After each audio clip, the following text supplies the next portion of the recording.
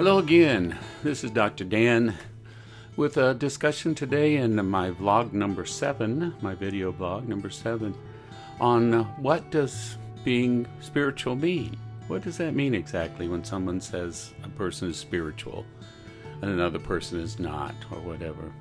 And is it important if we use those terms or not? Well, let's talk about that a little bit.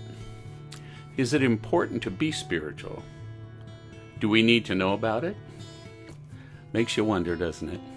Well, first of all, no, you don't need to know the terms. You don't even need to have heard the word spirit or spiritual or spirituality at all.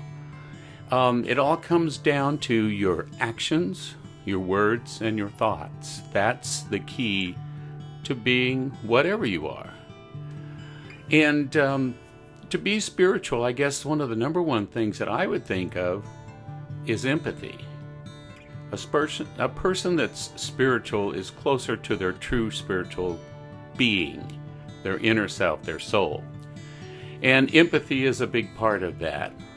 If you're empathetic, you're aware of others' feelings. You're aware of people around you, what they're feeling.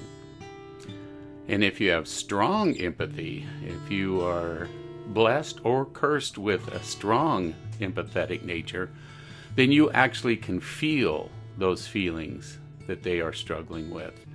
And it can make you very uncomfortable in a crowd or in a group of people, especially if those folks are kind of struggling along here and there.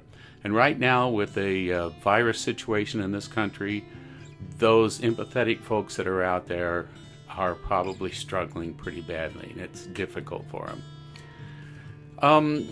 Other ways of knowing if you're spiritual besides empathy is, how do you act on a day-to-day basis? How are you on a normal times? For example, do you have respect for others? These are signs of a spiritual person, whether they call it that or not. Respect for others, teaching or treating other people well. Do you treat those around you well? Are you kind to people? Are you helpful when people need a hand of some kind? Simple things. What is it you say about people? Do you prejudge people because of the way they look, or their religion, or the color of their skin, or how they dress, or whatever?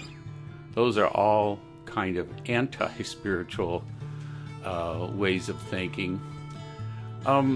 These are signs of being spiritual. Like I said, respect, treating others well, and so on.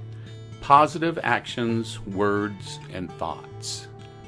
If you can avoid thinking the worst of a situation or people you run into, or ideas that are thrown at you, if you can avoid thinking the worst and learn to accept the way things are, and then if you can make changes to help, that's fine. But avoid thinking that bad part and putting that negative energy out toward it. You have free will.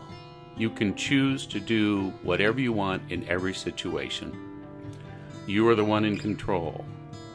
A spiritual person will choose positive interactions, words, and thoughts, trying to find ways to make things better. But there are people who've never heard the word spiritual that are walking around, who are the most spiritual people you ever meet.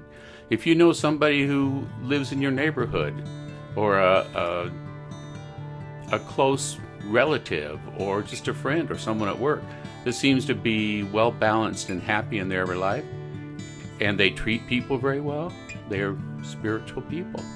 That's all there is to it. And religion and spirit are two different things.